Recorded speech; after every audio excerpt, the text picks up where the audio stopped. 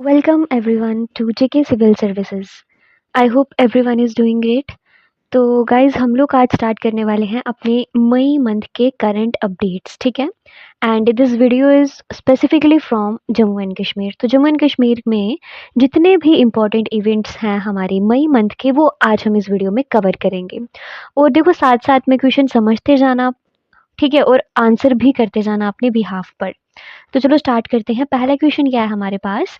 Consider the following statements regarding the second tranche of limestone block auctions in Jammu and Kashmir.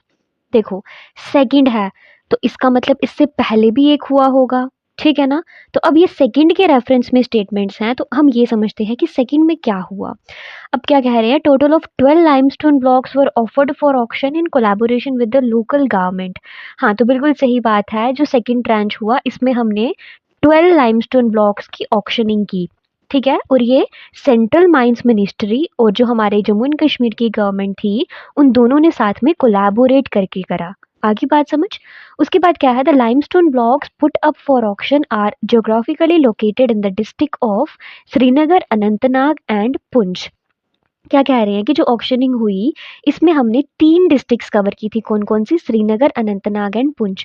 देखो ये wrong हो जाएगा, श्रीनगर में नहीं था, अनंतनाग, पुंछ और राजौरी था, ठीक है? ध्यान में रखना। श्रीनगर में क्या हुआ था? श्रीनगर में इवेंट लॉन्च हुआ था, यहाँ पर ऑक्शनिंग नहीं देखी गई थी, तो इस चीज़ का ध्यान में रखना। तो इस क्वेश्चन के हिसाब से सेकंड ट्रेंच के हिसाब से फर्स्ट स्टेटमेंट करेक्ट हो जाएगी, सेकंड वाली क्या हो जाएगी? रॉन्ग हो जाएगी। अब देखो इम्पोर्टेंट ये भी है कि वो आपको फर्स्ट का भी पूछ सकते हैं, ठीक है?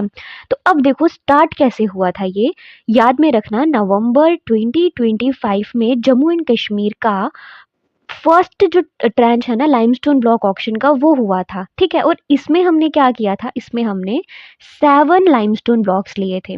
सेकंड ट्रेंच में हमने कितने लिए हैं? 12 लिए हैं।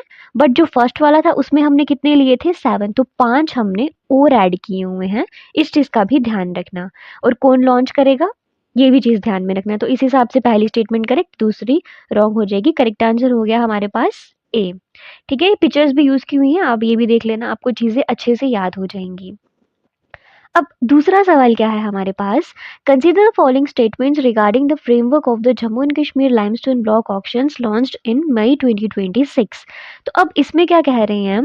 देखो कोई भी चीज़ है ना, न्यूज़ अच्छे से समझना। अब आपने ये क्वेश्चन अच्छे से समझा है ना, तो अब आपको वो चाहे फर्स्ट टेंस का पूछ ले या सेकंड का, 7 उसमें थे, 12 इसमें थे, तो अच्छे से कोई भी चीज़ पढ़नी है अच्छे से, क्योंकि अब पैटर्न बिल्कुल चेंज हो चुका है, ठीक है? सिर्फ लोकेशन याद करके ही आप लोग नहीं जा सकते हो पेपर में। You should know each and everything. जो कवर कर रहे हो उसको अच्छे से कवर करो, ठीक है? जो छोड़ रहे हो उसको बिल्कुल ही छोड़ दो, बट जो पढ़ रहे हो वो अच्छे से पढ़ो।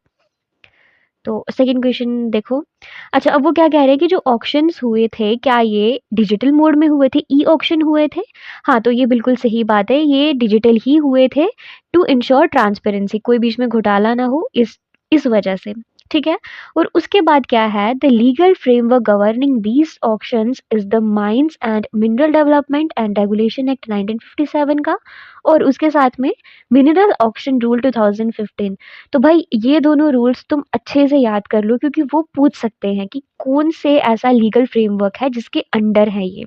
तो 1957 वाला जो minerals and mine development act था, और उसके बाद 2015 वाला चांसेस हैं आपको स्टेटमेंट में पूछा जा सकता है। तो देखो ये दोनों ही स्टेटमेंट्स क्या हो जाएंगी हमारे पास? करेक्ट हो जाएंगी। तो आंसर क्या हो गया? सी, बोथ 1 एंड 2 आर करेक्ट। अच्छा, उसके बाद ये तो हम काफ़ी टाइम देख चुके हैं। पिछले जो हमने पढ़ा था न्यूज़पेपर, उसमें भी हमने ये चीज़ डिस्कस की थी। तो क्या है? Consider the following statements regarding the 100 day नशा मुक्त जम्मू एंड कश्मीर अभियान कैंपेन। तो अब ये इसको किसने किया और कब किया? स्टेटमेंट पढ़ते हैं। क्या है पहली? Enforcement agencies registered over 600 FIRs under the NDPS Act and identified approximately 160 drug hotspots for focused monitoring। देखो, अब ये डाटा है ना, ये चेंज होता रहेगा, ठीक है? तो अब आपको इसकी ज़्यादा टेंशन ले लेनी है, आपको बस ये करना है कि NDPS एक्ट के अंडर था या नहीं था, ठीक है? तो क्या था? हमारा narcotic drug and psychotropic substances act, तो बिल्कुल इसके अंडर ही था। और हमने इतने जो एफआईआर रजिस्टर करी और इतने हमने जो हॉटस्पॉट्स थे उन पे फोकस करा, तो पहली करेक्ट हो गई। उसके बाद क्या है, that campaign witnessed mass participation with more than 1 crore people engaging in और 2 लाख अवेयरनेस एक्टिविटीज़। हाँ, तो ये बिल्कुल सही बात है। हमने बहुत सारे इसमें अवेयरनेस प्रोग्राम्स चलाए थे और स्कूल्स में, कॉलेजेस में, अपनी कुछ बहुत सारी रैलीज हुई थी, ठीक है, विलेजेस में, ठीक है, एक मैसेज देना नशा छोड़ो वाला। तो इस चीज़ का भी ध्यान में रखना, ये दोनों ही स्टेटमेंट्स क्या हो जाएंगी, करेक्ट हो जाएंगी। किसने किया था, ये हमारे लेफ्टिनेंट गवर्नर मनोज सिन्हा जी ने। तो पेपर में पूछा जा सकता है, तो ध्यान में रखना, ठीक है। अब नेक्स्ट क्वेश्चन क्या आ गया हमारे पास, consider the following statements regarding the sacred exposition of the holy relics of Lord Buddha held in Ladakh. Relics क्या होती हैं, उनकी मतलब जब बोन्स वगैरह जो उनके पुराने रेलिक्स, वो चीज़ हो गई, ठीक है। तो अब देखो स्टेटमेंट वो क्या कह रहे हैं, the 14-day exposition was inaugurated on the occasion of 2569 Buddha Purnima at Jivetsal in ले।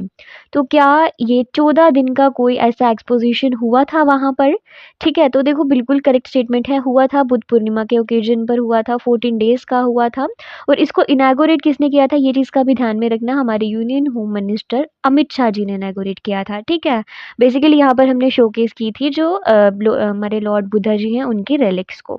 आगे बात समझ, ये पहली स्टेटमेंट करेक्ट होगी। दूसरी में क्या कह रहे हैं, the sacred Piprahwa relics of Lord Buddha brought for the public exposition are permanently housed at the National Museum, new Delhi. देखो ये पिपरावा रेलिक्स हैं जो नेशनल म्यूजियम जो न्यू दिल्ली में है, परमानेंटली वहाँ पर रखी गई हैं और वहीं से यहाँ पर एयरक्राफ्ट में लाई गई थी लोगों को दिखाने के लिए। तो अब ये पिपरावा रेलिक्स क्या है, ठीक है, जो हमारे गौतम बुद्धा हैं उनकी बोन्स वगैरह, पिपरावा बेसिकली कहाँ है, यूपी में हमको देखने को मिलता है, ठीक है।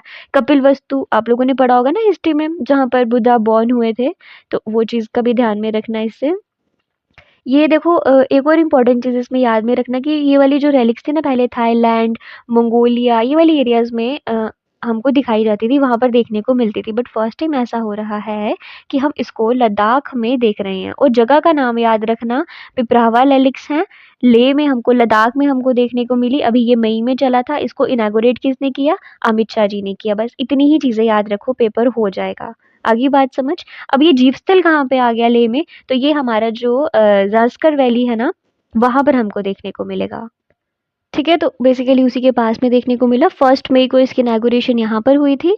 उसके बाद हमने 14 दिन का था ना, तो 2 से लेकर 10 तक हम इसको लेके गए थे, जो मतलब पब्लिक दर्शन के लिए एक तरीके से समझ लो, लेह में, फिर उसके बाद ज़ांस्कर वैली में, धर्म सेंटर में, फिर वापस दिल्ली में। तो इस चीज़ का ध्यान में रखना, क्या थी जगह, कौन-कौन सी थी इसमें इम्पोर्टेंट, किसने इनॉग्रेट किया, ठीक है। तो करेक्ट आंसर हो जाएगा हमारे पास सी, बोथ आर करेक्ट।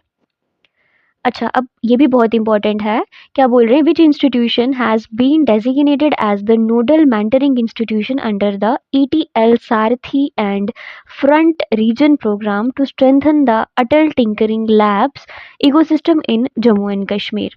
अब देखो जो अटल टिंकरिंग लैब्स होती हैं, ये क्या होती हैं, मतलब स्कूल में मतलब मिनी साइंस लैब्स हो गई, ठीक है, 3D प्रिंटिंग्स हो गई, रोबोटिक्स हो गया, कोडिंग हो गया, तो ये सारी चीज़ें सिखाने के लिए। तो अब जम्मू एंड कश्मीर में 500 न्यू ATL ओपन हो रहे हैं अंडर फ्रंटियर रीजन प्रोग्राम, ठीक है। तो ये टोटल 100 करोड़ का प्रोजेक्ट होगा।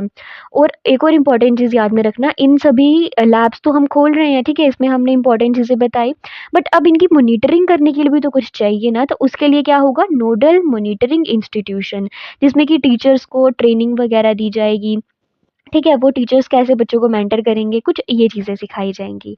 तो अब ये सब हुआ कहाँ पर, ये हुआ यूनिवर्सिटी ऑफ कश्मीर, ठीक है। यूनिवर्सिटी ऑफ कश्मीर को ये रोल दिया गया है कि अंडर ATL सारथी इनिशिएटिव, मतलब जम्मू एंड कश्मीर के जितने भी सारे 500 प्लस ATLs होंगी ना, वो यूनिवर्सिटीज़ जम्मू एंड कश्मीर, जो यूनिवर्सिटी ऑफ कश्मीर है ना, यही मेंटर करेगी उन सभी को।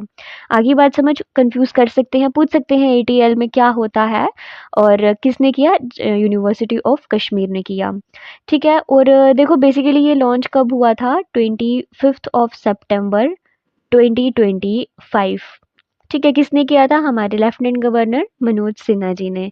तो अब ये न्यूज़ में था, इसीलिए हमने ये चीज़ जो है वो कवर की है, ठीक है? तो करेक्ट आंसर क्या हो गया हमारे पास? B, university of Kashmir. Basically जो एटीएल है ना, ये अटल टिंकरिंग लैब्स, ये अटल इनोवेशन मिशन है ना जो, ठीक है, उसके अंडर का है, उसका पार्ट है ये भी चीज़ ध्यान में रखना, ठीक है? तो अब ये भी देख लो।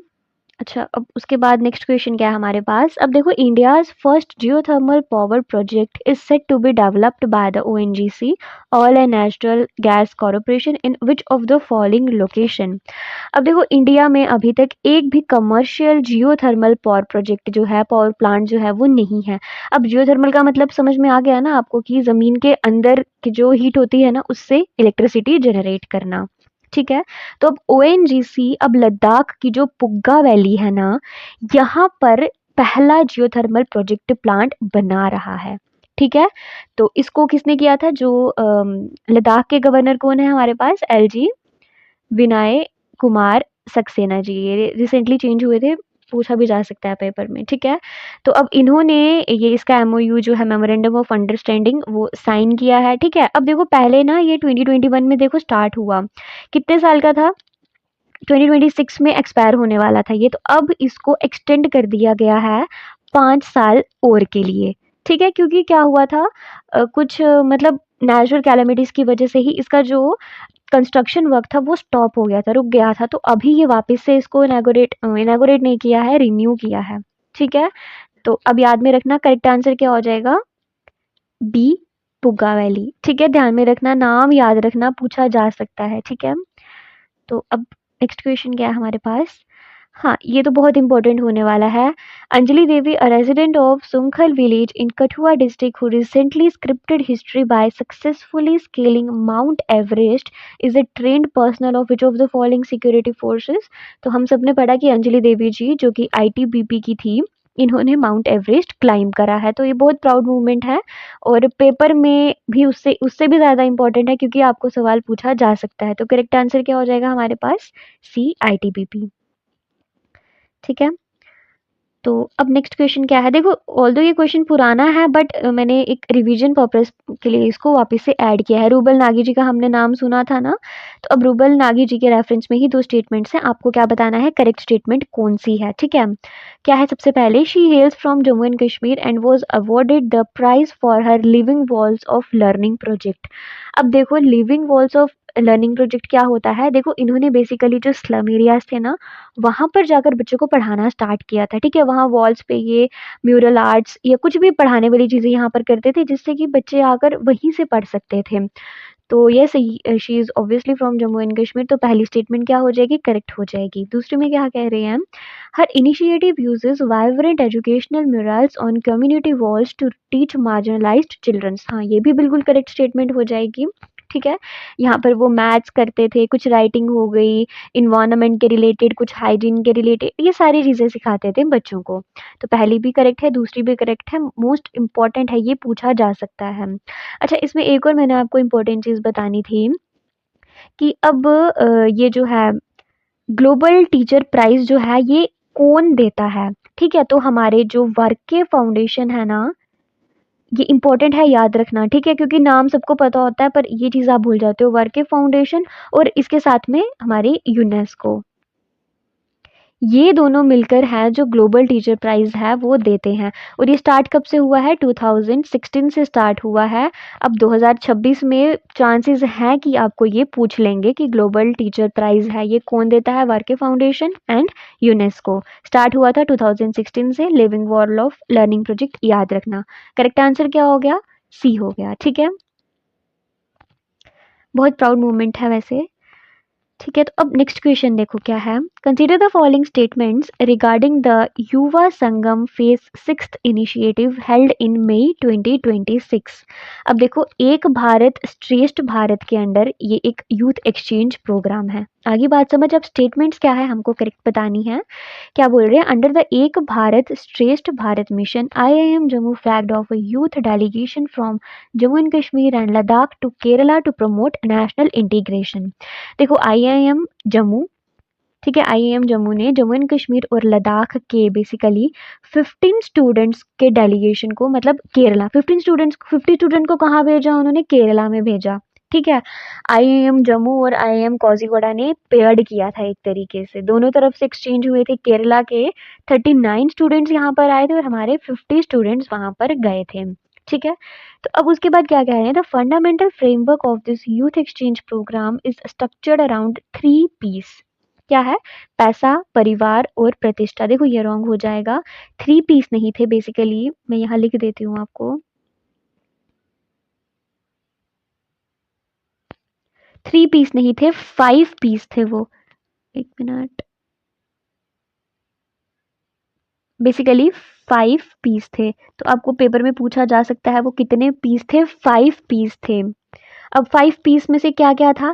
देखो सबसे पहले था हमारे पास पर्यटन, पर्यटन मतलब टूरिज्म। ठीक है, उसके बाद क्या था हमारे पास? परंपरा, परंपरा मतलब हमारे जो ट्रेडिशंस कस्टम्स हो गए ना, कल्चर हमारा, उसके रेफरेंस में। फिर पी से, नेक्स्ट पी से क्या था हमारे पास? प्रगति।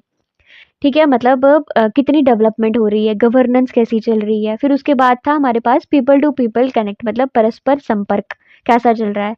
फिर उसके बाद टेक्नोलॉजी इनोवेशन। तो 5 पीस थे वो, याद रखना, 3 पीस नहीं थे। तो इस हिसाब से क्या हो जाएगा? पहली करेक्ट हो जाएगी, दूसरी रॉन्ग हो जाएगी। तो करेक्ट आंसर हो गया हमारे पास C1 ओनली। ठीक है, तो अब उसमें आपको ये भी पूछ सकते हैं युवा संगम जो है वो क्या है? तो बेसिकली जो युवा संगम है ना, ये मिनिस्ट्री ऑफ एजुकेशन का प्रोग्राम है। ठीक है, किसका प्रोग्राम है? मिनिस्ट्री ऑफ एजुकेशन का, जिसमें हम बेसिकली 18 से 30 ईयर्स के जो यूथ हैं उनको दूसरी स्टेट्स में भेजते हैं approximately for 5 to 7 days.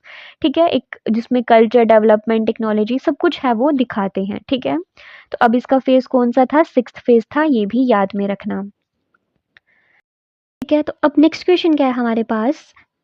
Consider the following statements regarding the fast tracked she marts. अब शी मार्ट्स क्या है? Self help entrepreneur marts. Most important है, बहुत इंपॉर्टेंट है, प्रोबेबली पूछा जा सकता है। ठीक है, तो हमारे जो यूनियन बजट था ना 26-27 का, इसमें हमने ये चीज़ अनाउंस की थी। हमने नहीं, हमारे जो फाइनेंस मिनिस्टर हैं निर्मला सीतारमन जी ने, उन्होंने अनाउंस किया था। तो इम्पॉर्टेंट है, इसलिए मैंने इसको यहाँ पर भी ऐड किया।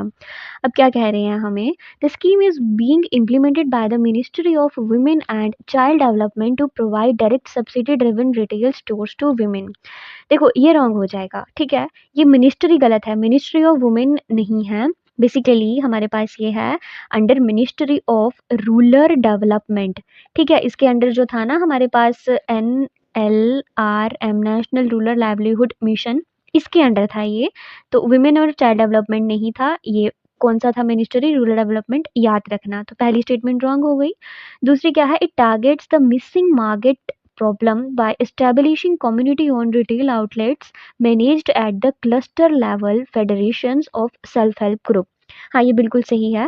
देखो मिसिंग मार्केट प्रॉब्लम जो थी उसको सॉल्व कर दिया है कम्युनिटी ओन्ड। मिसिंग मार्केट क्या है? देखो सबसे पहले देखो जो सेल्फ हेल्प ग्रुप की लेडीज होती है ना, उनके जो प्रोडक्ट बना लेती हैं पर स्टेबल मार्केट उनको नहीं मिल पाता है। ठीक है, तो अब गवर्नमेंट ने इसकी जो डिपेंडेंसी थी उसको बढ़ाया है और उन्होंने कहा है कि जो शी मार्ट्स है वो जो ये वाला गैप था ना वो उसको फिल करेंगे। तो मिसिंग मार्केट समझ में आ गया। फिर उसके बाद क्या कह रहे हैं? Problem by establishing community owned. हाँ, अब क्या होगा कि खुद ही ये मतलब कहीं इनको जाना नहीं पड़ेगा। जो बड़े-बड़े मार्ट्स होते हैं, दुकानें होती हैं, वहाँ पर भी ये क्या कर सकते हैं? अपने जो प्रोडक्ट्स हैं वो बेच सकते हैं। तो इस चीज़ का ध्यान में रखना। पहले तो सिर्फ लोकल हाट्स जो होते थे वहीं पर भेजे जाते थे ना, बट अब वो चीज़ चेंज हो चुकी है। तो ध्यान रखना, पहली रॉन्ग हो जाएगी, सेकंड करेक्ट हो जाएगी और मिनिस्ट्री भी याद में रखना। ठीक है, करेक्ट आंसर हो गया डी। अच्छा, अब चलो नेक्स्ट क्वेश्चन क्या है हमारे पास? Consider the following statements regarding India's formal rejection of the China Pakistan joint statement in May 2026। अब देखो स्टेटमेंट हम क्या है, हमको करेक्ट स्टेटमेंट बतानी है। ठीक है, ये जो चाइना पाकिस्तान का जॉइंट स्टेटमेंट था, हमारे जो मिनिस्ट्री ऑफ एक्सटर्नल अफेयर्स थे इन्होंने रिजेक्ट कर दिया। ठीक है, Jammu and Kashmir, Ladakh, stating that external parties lack locus standi on India's internal matter. अब देखो लोकस स्टैंडाई का मतलब क्या होता है, एक लीगल टर्म है जिसका मतलब है कि किसी भी चीज पर बोलने का एक लीगल राइट। ठीक है, देखो इंडिया में सीधा उन्होंने कहा है कि जम्मू एंड कश्मीर और लद्दाख हमारे हैं, हमेशा से ही थे और हमेशा ही रहेंगे। चाइना और पाकिस्तान इसमें कोई भी कुछ नहीं बोल सकता है। ठीक है, तो ये इंडिया का एक मैटर है। ठीक है, तो ये चीज़ उन्होंने बोली। अब दूसरी स्टेटमेंट क्या है हमारे पास कि India dismissed the joint statement mention of trans boundary weather resources cooperation by highlighting that China and Pakistan do not share a natural geographic boundary। अब देखो सबसे पहले तो टर्म्स का मतलब समझो। ट्रांस बाउंड्री का मतलब कि दो ऐसे देश जिनका की लैंड से कनेक्टिविटी, बॉर्डर जो है बाउंड्री टच करती है या रिवर से टच करती है। ठीक है, जैसे इंडिया पाकिस्तान के बीच में इंडस और जो इंडिया चाइना का है वो ब्रह्मपुत्रा हो जाएगी।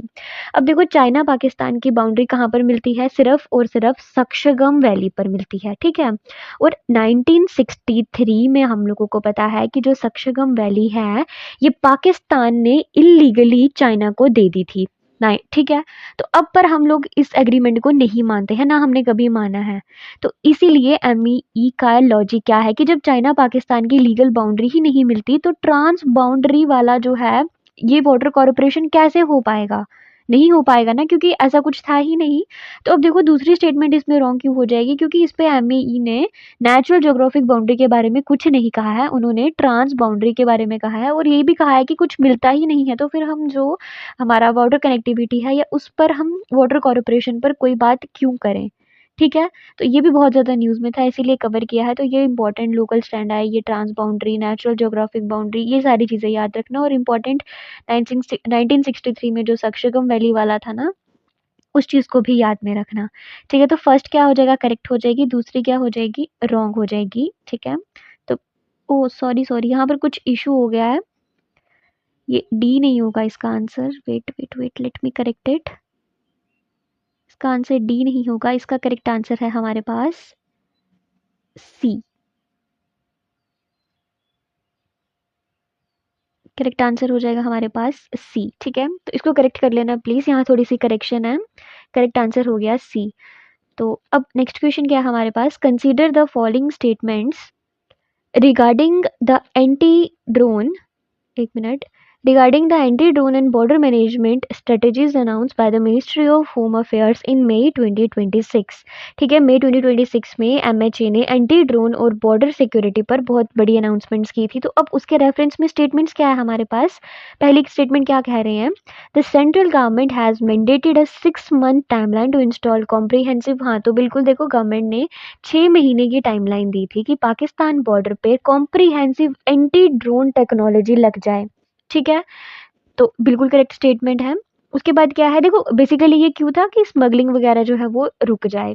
ठीक है, उसके बाद क्या है, तो tackle drone landings inside India territory the government outline a quadrangular security grid that relies solely on central defensive agencies completely excluding local civilian। देखो ये रॉन्ग स्टेटमेंट हो जाएगी, completely excluding लोकल सिविलियंस। क्यों ऐसा क्यों होगा यार, जब तक हम सिविलियंस को ही इंक्लूड नहीं करेंगे तब तक कैसे काम चलेगा, ये गलत बात है। ठीक है, और ऐसा क्वाड्रेंगुलर सिक्योरिटी ग्रिड करके हमने कोई भी जो टर्म थी या किसी भी कोई भी ऐसा कंसेप्ट नहीं देखा वहाँ पर। ठीक है, और जो हमने एंटी ड्रोन टेक्नोलॉजी स्टार्टअप की है इसमें हमने जितने भी हमारे लोकल थे, लोकल जो लोग थे, कलेक्टर, एसपी, लोकल पुलिस वाले, विलेज के डिफेंस गार्ड्स हो गए, उन सबको हमने इसमें इन्वॉल्व किया हुआ है। आगे बात समझ। तो देखो पहली स्टेटमेंट करेक्ट है, दूसरी तो बिल्कुल ही रॉन्ग है। तो करेक्ट आंसर क्या हो जाएगा हमारे पास, सी ओनली वन। अच्छा, उसके बाद क्या है, consider the following statements regarding the statutory powers exercised by law enforcement agencies during the recent asset attachment drives in Jammu and Kashmir. बहुत इंपॉर्टेंट है ये, इस पे सवाल पूछा जा सकता है। ठीक है, तो बेसिकली चलो स्टेटमेंट्स पढ़ते हैं फिर समझते हैं क्या स्टेटमेंट है। ये बोल रहे हैं कि एक ऐसा लॉ एनफोर्स किया है जिसमें से कि वो क्या करते हैं, एसेट अटैचमेंट ड्राइव्स चली है, मतलब एसेट के आपकी प्रॉपर्टी जो है वो उसको अपने अंडर कर सकते हैं या उसको सीज कर सकते हैं। तो वो क्या था, देखो, the Jammu and Kashmir police attached immovable asset worth of 1.43 crore by exercising for granted under section 68 F under NDPS act. देखो इसमें हुआ क्या था, देखो जो लोग ना ड्रग ट्रैफिकिंग करते हैं, ठीक है, तो उसके लिए एक सेक्शन 68 एफ बनाया हमारे जो एनडीपीएस एक्ट होता है ना इसके अंडर। और इसके अंडर हमने क्या राइट दिया, हमारे जो जम्मू एंड कश्मीर की पुलिस होती है ये इस सेक्शन को यूज कर कर जितने भी इमूवेबल एसेट मतलब उनकी जो प्रॉपर्टी होती है ना उनको सीज कर सकती है, जो कि उनकी कह सकते हैं कि बिल्कुल उसको अपने कब्जे में नहीं कर सकती, सिर्फ सीज कर सकती है कुछ टाइम के लिए, ठीक है?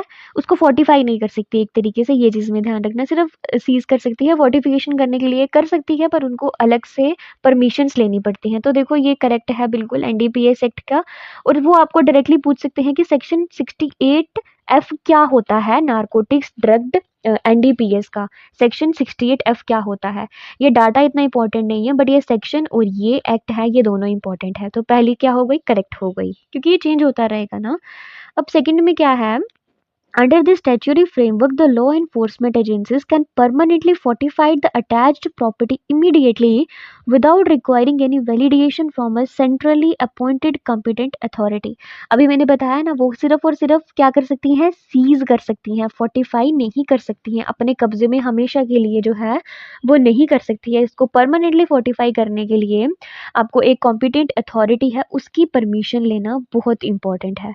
आगे बात समझ। तो इसमें अगर आपको चाहिए तो 30 डेज़ का टाइम होता है, उसके अंदर आपको रिपोर्ट करनी पड़ती है, परमिशन लेनी पड़ती है। तो जो एपेलेट ट्रिब्यूनल है वहाँ पर अपील कर सकते हो, तो वो सारी चीज़ें वो पूरा प्रोसीजर अलग से हो जाएगा। इतना डेप्थ में नहीं पूछेंगे बट वो आपको इतना पूछ सकते हैं कि वो फोर्टिफाई कर सकती है, सीज़ कर सकती है, क्या कर सकती है। आगे बात समझ। तो 68 एफ याद रखना, पहली स्टेटमेंट करेक्ट हो जाएगी, दूसरी रॉन्ग। करेक्ट आंसर हो गया हमारे पास सी ओनली 1। तो अब नेक्स्ट क्वेश्चन में क्या है, consider the following statements regarding the restoration of railway bridge number 17 which neared completion in May 2026। अब देखो जो ब्रिज नंबर 17 है ना बेसिकली कनेक्टिविटी कहाँ की करता है, कठुआ और माधवपुर की, ठीक है। तो अगस्त 2025 में बहुत ज़्यादा जब बारिशें वगैरह हुई ना तो ये क्या हो गया था, डैमेज हो गया था। तो अब मई 2026 तक इसकी रिस्टोरेशन जो है वो ऑलमोस्ट कंप्लीट हो चुकी है। तो अब पहली स्टेटमेंट क्या बोल रहे हैं, the critical rail bridge is engineered across the Jhelum river basin to connect the strategic logistic corridor between Kathua and Madhopur. अब देखो माधोपुर कहाँ आ गया, पंजाब में आ गया। तो अब कठुआ और माधोपुर के बीच में झेलम रिवर कहाँ से आ गई ना, यहाँ पर तो हमको रावी देखने को मिलेगी। तो पहली स्टेटमेंट क्या हो जाएगी, रॉन्ग हो जाएगी, झेलम रिवर बेसिन नहीं है। दूसरी क्या कह रहे हैं, the complete restoration allowed northern railway to fully resume standard double line operation moving single track. हाँ ऑब्वियस सी बात है कि पहले वो सिंगल ट्रैक पे चल रहे थे, अब जब कनेक्टिविटी अच्छे से हो जाएगी तो वापस से वो डबल लाइन पर आ जाएंगे। तो पहली क्या हो गई, करेक्ट हो गई, सॉरी पहली रॉन्ग हो गई, दूसरी करेक्ट हो गई। रिस्ट्रिक्शंस अलोंग द, हाँ बिल्कुल, पहली सही हो जाएगी, दूसरी रॉन्ग हो जाएगी। करेक्ट आंसर हो गया हमारे पास बी। यहाँ पर ना ये इमेज में दिक्कत हो गई है कुछ, ये दूसरी जगह की थी यहाँ पर लग गई है तो ठीक है। ये रियासी वाला जो था ना, कटरा टू रियासी, तो वो था ये, ठीक है। अब उसके बाद क्या है हमारे पास, consider the following statements regarding the 200 electric buses allocated to Jammu and Kashmir under the PM E drive scheme. तो हाँ देखो पीएम ई ड्राइव स्कीम के अंडर 200 इलेक्ट्रिक बसेस मिली, ठीक है। इसका अप्रूवल मई 2026 में हमको मिल गया। अब स्टेटमेंट्स क्या है हमको करेक्ट बतानी है। पहली क्या है, these electric buses are specifically intended for eco-sensitive pilgrimage and tourist routes like Gulmarg and Katra. बिल्कुल सही बात है, इसमें कुछ नेगेटिव करने वाला नहीं है। देखो आपको पेपर में कोई भी अगर गवर्नमेंट की स्कीम है या फिर कोई गवर्नमेंट का कुछ ऐसी चीज़ है, पॉजिटिव स्टेटमेंट मिली ना आपको, उसमें पॉजिटिव चीज़ ज़्यादा है तो वो करेक्ट हो जाएगी। डाटा चेंज कर सकते हैं वो बात अलग है बट इन क्वेश्चंस में ये तो फैक्चुअली आपको बिल्कुल करेक्ट लग ही रही है ना, तो ध्यान में रखना। लोकेशन चेंज कर सकते हैं वैसे तो ये भी ध्यान में रखना बट ऑलमोस्ट 90% क्या होता है, करेक्ट ही होता है। अच्छा अब उसके बाद क्या है, the PM E drive scheme is a new initiative that succeeded the previous fame scheme. तो हाँ ये बिल्कुल सही बात है। देखो फेम 1 एंड फेम 2 जो स्कीम्स थी ना ये ईवी को प्रमोट करने के लिए लाई गई थी, ठीक है। और जो फेम 2 था ना हमारे पास, ये मार्च 2024 को 4 में एंड हो गई थी। उसके बाद पीएम ई ड्राइव स्कीम आई, ठीक है? और बिल्कुल सही बात है, ये फेम की ही क्या है नेक्स्ट जनरेशन एक तरीके से हमको देखने को मिलती है, तो इस चीज़ का भी ध्यान में रखना, ठीक है? तो ये दोनों ही स्टेटमेंट्स करेक्ट हो जाएंगी। करेक्ट आंसर हो गया हमारे पास डी बोथ 1 एंड 2। अच्छा हाँ, वो जो थी ना ठीक है, वो अलग था। चलो ये देखो, consider the following statements regarding the Srinagar Jammu Vande Bharat corridor that commenced its regular commercial operation in May 2026। ठीक है, तो श्रीनगर जम्मू वंदे भारत ने 2 मई 2026 से रेगुलर कमर्शियल ऑपरेशन स्टार्ट की है, और ये किसके अंडर था? यूएसबीआरएल। ये बहुत बार हम पढ़ चुके हैं, ठीक है, इस प्रोजेक्ट के अंडर था। अब स्टेटमेंट क्या है हमको करेक्ट बतानी है। The newly extended rail route marks the first directed train service connecting Jammu city to Srinagar. बिल्कुल, पहले कटरा से होकर जाना पड़ता था, अब Jammu to Srinagar direct. Correct हो गया। To tackle the harsh winter conditions, हाँ ये भी इंपॉर्टेंट है, और बहुत ठंडी होती है, और उसके लिए हमने क्या यूज़ की हुई है? विंटराइजेशन टेक्नोलॉजी यूज़ की हुई है, ठीक है। एंटी फ्रोस्ट विंडशील्ड्स हमने यूज़ की हुई हैं। ये जो हमको दिखेंगी ना, ये जो ड्राइवर कैबिन में मेन विंडशीट का काम करेगी, ठीक है, हीटिंग प्रोवाइड करेगी। फिर उसके बाद क्या है? सिलिकॉन हीटेड वाटर पाइपलाइंस, ठीक है। या ये इससे क्या होगा कि जो पानी होगा वो आइस फॉर्म में नहीं होगा, लिक्विड में ही रहेगा, तो इस चीज़ का भी ध्यान में रखना, फ्रीजिंग से प्रिवेंट करेगा। तो ठीक है, दोनों ही स्टेटमेंट्स बिल्कुल करेक्ट हो जाएंगी। ठीक है, तो करेक्ट आंसर क्या हो गया? डी। बेसिकली ये स्टार्ट कब हुआ था? हमारी जो यूनियन मिनिस्ट्री है ना, अश्विनी वैष्णवी, 30 अप्रैल 2026 को फ्लैग ऑफ कर दिया गया, और जो 2 मई से, डेट कोई नहीं पूछेगा आपसे, बट बता रही हूँ, 2026 से इसको हमने क्या किया? रेगुलर सर्विसेज में लाना स्टार्ट कर दिया, ठीक है। देखो, पहले क्या था कि पीएम मोदी जी ने 6 जून 2025 को कटरा श्रीनगर वंदे भारत स्टार्ट की थी। अब उसको जम्मू तक एक्सटेंड कर दिया है हमने, तो उस चीज़ का भी ध्यान में रखना। दोनों क्वेश्चंस मर्ज करके भी पूछ सकते हैं, ठीक है। अच्छा, अब उसके बाद क्या आ गया हमारे पास? Consider the following statements regarding the Amrit Bharat station scheme expansion in Jammu and Kashmir as tracked in May 2024। तो देखो, इंडिया रेलवे के स्टेशन को मॉडर्नाइजेशन प्रोग्राम की तरफ लेके जा रहे हैं। तो अब इसमें स्टेटमेंट्स क्या हैं? पहले ये देखो, 4 मेजर रेलवे स्टेशन, बुड़गाम वाला, जम्मू वाला, और रियासी वाला, कटरा वाला, और उधमपुर वाला, जिसको कि मार्टर जो कैप्टन तुषार महाजन है ना, इनके नाम से, इसका नाम चेंज करके हम इनके नाम से बुलाते हैं, are undergoing multi crore overhauls under this national modernisation scheme. तो हाँ, ये बिल्कुल करेक्ट स्टेटमेंट है। बेसिकली एबीएसएस के अंडर मल्टी करोड़ ओवरहॉल्स हो रहे हैं, ठीक है। अब रेलवे मिनिस्ट्री ये कर रही है। यहाँ पर क्या होगा कि एक हमने OSOP, जिसमें कि क्या होता है? वन स्टेशन वन प्रोडक्ट, कुछ जो वहाँ की स्पेशलिटी होगी, जैसे वन डिस्ट्रिक्ट वन प्रोडक्ट करा था ना, बस वैसे ही वन स्टेशन वन प्रोडक्ट करेंगे हम, जिससे कि क्या होगा? टूरिज्म तो बढ़ेगा ही, उसके साथ में इकोनॉमी भी उनकी बूस्ट करेगी, ठीक है। लोग चीज़ें खरीदेंगे, कि उनको ज़्यादा दूर नहीं जाना पड़ेगा। तो ये दोनों ही स्टेटमेंट्स करेक्ट हो गई, बट इम्पॉर्टेंट ये है कि आपको स्टेशंस के नाम याद रखने हैं। बुड़गाम, जम्मू, ये जो रियासी वाला है, और जो उधमपुर वाला है, ये ठीक है। तो ध्यान में रखना, इन चारों के नाम पूछा जा सकता है। तो दोनों ही करेक्ट स्टेटमेंट्स हो गई, डी। तो चलो नेक्स्ट क्वेश्चन देखते हैं क्या है इसमें। Consider the following statements regarding the Padum border transmitter project commissioned in May 2026।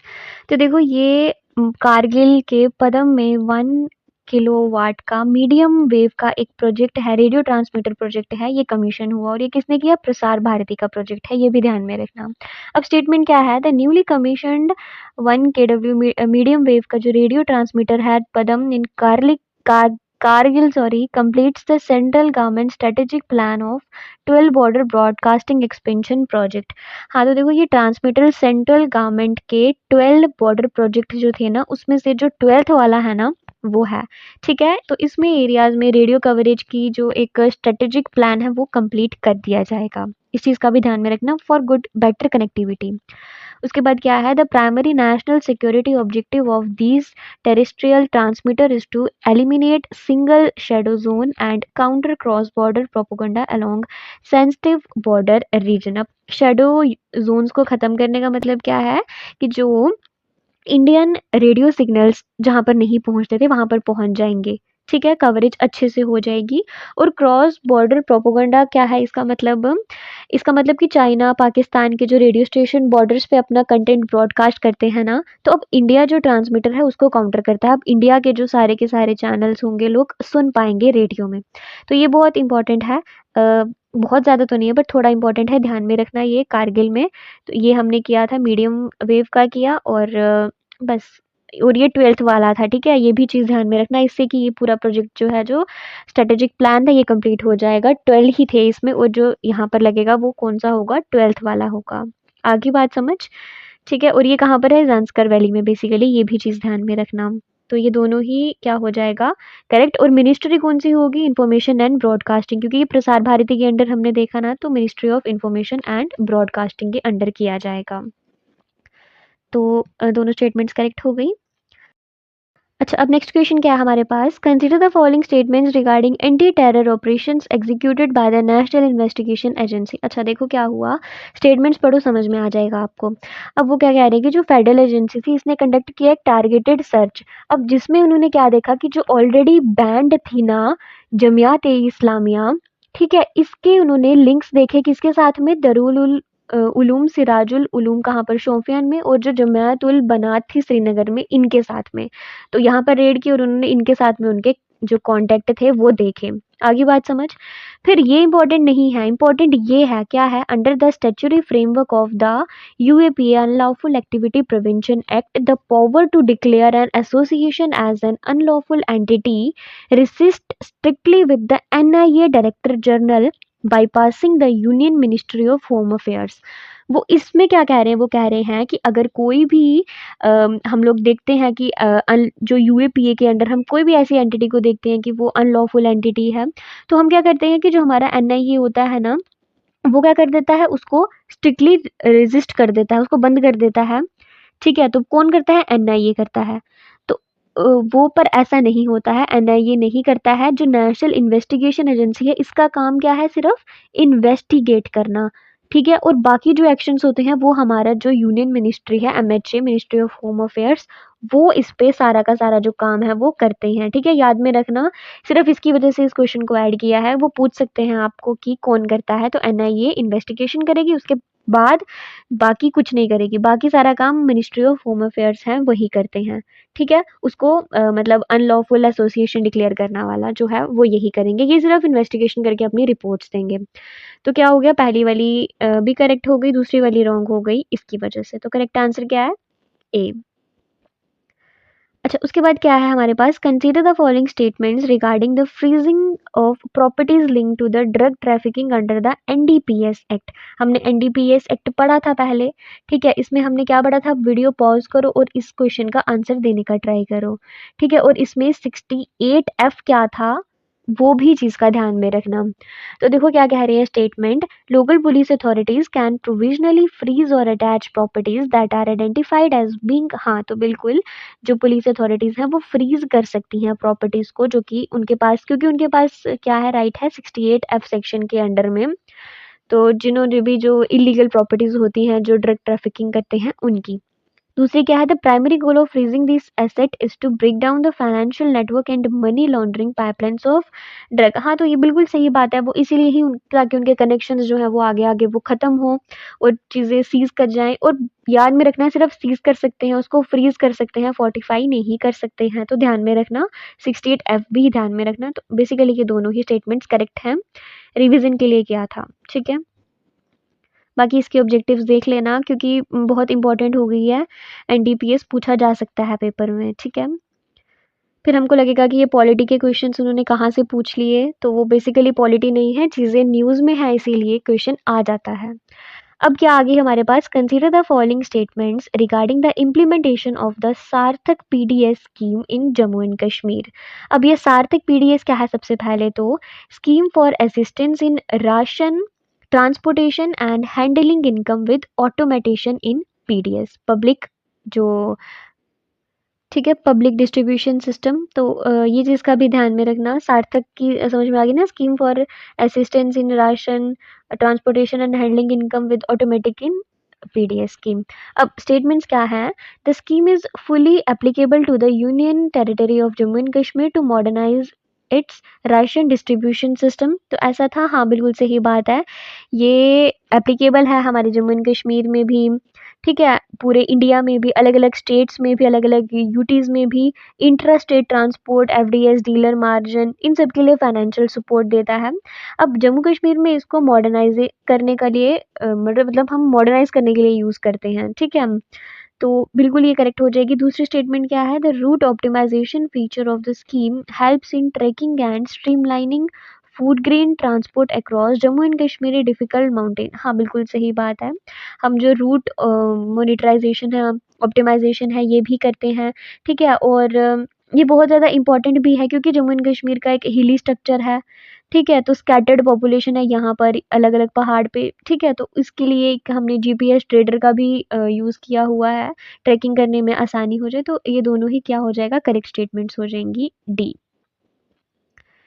ठीक है। अब उसके बाद क्या क्वेश्चन आ गया हमारे पास, with reference to the security architecture and geographical scope of operation Shirowali consider the following statements. अब देखो, ऑपरेशन शिरोवाली मई 2026 में राजौरी के जो गंभीर मुगलान दोरीमल एरिया है ना, वहां पर आर्मी, पुलिस और सीआरपीएफ का एक जॉइंट एंटी टेरर ऑपरेशन था। किस किस का था हमारे पास, आर्मी का, हमारी पुलिस का और सीआरपीएफ का एक एंटी टेरर ऑपरेशन था। अब स्टेटमेंट्स देखो क्या है, the operations are concentrated in the Gambhir Mughla and दोरीमल forest. हाँ बिल्कुल करेक्ट स्टेटमेंट है, यहीं पर हुआ था, ये जम्मू डिवीजन के अंडर आता है। आर्मी ने खुद बताया कि कॉन्टेक्ट जर्नल एरियाज में ही हुआ था यहाँ पर, ठीक है, तो ध्यान में रखना। कहाँ पर, रजौरी में, ये घुमल मगाल और दोमियाल फॉरेस्ट रजौरी में, ठीक है। The Indian army White Knight Corps held the primary operational responsibilities for the Pir Panjal region south of the mountains where this operation is taking place। तो देखो जो White Knight Corps है ना 16, ये इनकी रिस्पॉन्सिबिलिटी की थी जो साउथ, मतलब जो जो जम्मू एंड कश्मीर के, मतलब पीर पंजल के जो साउथ वाला एरिया है ना, ठीक है, रजौरी, पुंछ, ठीक है, तो ये सारे क्या हो जाएंगे, पीर पंजल के साउथ में आ जाएंगे। तो इनको जो था वो हमने देखा था ऑपरेशन शेरूवली के अंडर, यहीं पे हमने जो किया था, ठीक है। तो ध्यान में रखना, ये दोनों ही हो जाएंगे। जॉइंट मिलिट्री था, इस चीज़ का भी ध्यान में रखना, हमारे पास आर्मी थी, हमारे पास सीआरपीएफ थी, हमारे पास पुलिस थी, तो तीनों का ही होगा। कहाँ पर होगा, पीर पंजल के साउथ में भी पूछ सकते हैं, यहाँ पर आपको नॉर्थ भी बोल सकते थे वो, तो इस चीज़ का भी ध्यान में रखना। करेक्ट आंसर हो गया हमारे पास सी। अच्छा, उसके बाद क्या आ गया, with reference to the environmental management of the Achan Saidpora waste ड्रम facility consider the following statements, ठीक है। तो अब इसके रेफरेंस में स्टेटमेंट पढ़ते हैं। पहले क्या है, the site is located in Jammu and falls under the direct execution of the Jammu municipal corporation. देखो ये गलत बात है, जो अचान सादेपुरा लैंडफिल है ये जम्मू में नहीं है, ये कहाँ पर है, ये श्रीनगर में देखने को मिलेगा, और ये श्रीनगर म्यूनसिपल कॉरपोरेशन है उसके अंडर आता है, जम्मू के अंडर नहीं आता है। तो पहली क्या हो गई, रॉन्ग हो गई।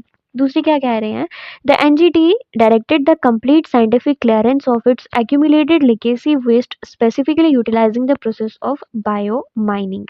अब देखो इसका क्या मतलब है, बायो माइनिंग क्या होती है, देखो जो लिगेसी वेस्ट होता है ना उसको एग्जीवेट करना, ठीक है, उसको बायोकल्चर्स में लेके जाना, वहां पर उनका जाकर ट्रीटमेंट करना। तो ये बिल्कुल सही स्टेटमेंट्स है, सॉरी स्टेटमेंट है, ठीक है। तो उसके बाद क्या है, the landfill is located adjacent to the Anchar lake posing an ecological threat to connected wetland ecosystem. अब देखो जो लैंडफिल के पास में अगर कोई लेक होगी तो ऑब्वियस सी बात है ना कि उसको तो थ्रेट होगा ही, उसको खतरा होगा ही उससे, क्योंकि जो अनट्रीटेड अगर कोई सीवेज वगैरह होगा तो वो डायरेक्टली उसमें चला जाएगा। तो ये चीज़ भी बिल्कुल सही है। जो लैंडफिल अंचर लेक है ना, ये किसके पास में देखने को मिलती है हमको, अचन सादीपुरा वेस्ट डंप एरिया के पास में, तो ध्यान में रखना, ठीक है। और इसी के साथ में ये किससे कनेक्ट है, डल लेक से भी कनेक्टेड है। तो जो सारा का सारा होगा अल्टीमेटली ये पोल्यूट होगा, ये पोल्यूट होगा, तो इस चीज़ का भी ध्यान में रखना। पहली स्टेटमेंट क्या हो जाएगी हमारे पास, रॉन्ग हो जाएगी, सेकंड और थर्ड क्या हो जाएगी, करेक्ट हो जाएगी। तो अब चलो नेक्स्ट क्वेश्चन देखते हैं क्या कह रहे हैं, the term leachate frequently mentioned in the environmental reports concerning the degradation of Srinagar Anchar lake, हमने देख लिया, इज बेस्ट डिस्क्राइब्ड एज। तो अब ये क्या हो सकता है, जब आपको न्यूज़ के बारे में पता है क्या चल रहा है तो फिर आप ये भी समझ जाओगे क्या है, biocultural use to accelerate the decomposition of dry plastic waste. A highly toxic liquid that drains or seeps from a landfill after filtering through solid waste, a specialized organic fertilizer extracted from floating garden, या फिर a chemical compound sprayed over water bodies to control harmful algal blooms। ये भी नहीं है, ये भी नहीं है, ये भी नहीं है और ये करेक्ट है। बेसिकली होता क्या है कि जब बारिश का पानी ना जैसे मॉइस्चर हो गया वो लैंडफिल है, ये कूड़े का गड्ढा है, इसमें चला जाता है। ठीक है, तो फिर जब कूड़े में से ये फ़िल्टर होता है तो वो टॉक्सिक लिक्विड बन जाता है एक तरीके से, ठीक है? और इसमें हमको क्या देखने को मिलता है? हेवी मेटल्स हो गए, कुछ केमिकल्स हो गए, बैक्टीरिया हो गया, तो ये सब का हमको मिक्सचर देखने को मिलता है। तो इसीलिए जो लेक है, उसके लिए बहुत ज़्यादा हार्मफुल होगा, ठीक है? यहाँ से यहाँ तक जब पानी ही वो ट्रैवल करेगा ना, क्या है? Highly toxic liquid that drains और seeps from a landfill after filtering through solid waste. तो बी क्या हो गया? करेक्ट हो गया। अच्छा, उसके बाद क्या है हमारे पास? Consider the following statements regarding the geographical and ecological features of Anchar lake. Important है, पेपर में पूछा जा सकता है, ठीक है? तो अब पहली स्टेटमेंट क्या कह रहे हैं कि it is a fresh water lake located in close proximity to the Achan solid waste management site. हाँ, तो अंचर लेक क्या है? एक फ्रेश वाटर लेक है जो कि श्रीनगर में सौरा एरिया है ना, उसके पास देखने को मिलती है। और दूसरा भी ये करेक्ट हो जाएगा, हम पढ़ चुके हैं। उसके बाद क्या है? It is hydrologically connected to other historic water bodies of Srinagar including Khushalsar and Gilsar. हाँ, तो बिल्कुल सही बात है, ये डल लेक से आमिर खान जो नाला है उसके थ्रू कनेक्ट हो जाती है गिलसार, और जो खुसार साल है उसके पास में भी, ठीक है? तो इसकी कनेक्टिविटी जो है वो भी ध्यान में रखना। फिर उसके बाद क्या है? The entry of untreated landfill run of into lake causes eutrophication which increases the dissolved oxygen level of the water body.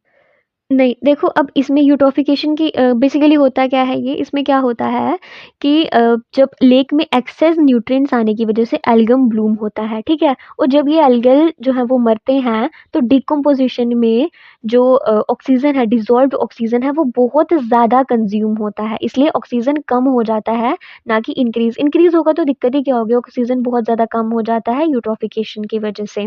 तो देखो ये रॉन्ग हो जाएगी, फर्स्ट और सेकंड है, ये दोनों करेक्ट हो जाएंगे। तो करेक्ट आंसर क्या हो गया? ए हो गया। तो बाकी हमारी वीडियो में इतना ही था, इतने ही इंपॉर्टेंट करंट अपडेट्स थी। कुछ भी मिसिंग होगा हम उसको नेक्स्ट मंथ कवर कर लेंगे। बाकी कोई भी आपको डाउट हो तो you can ask me in the comment section. So thank you so much for watching this video. Take care and Jai Hind.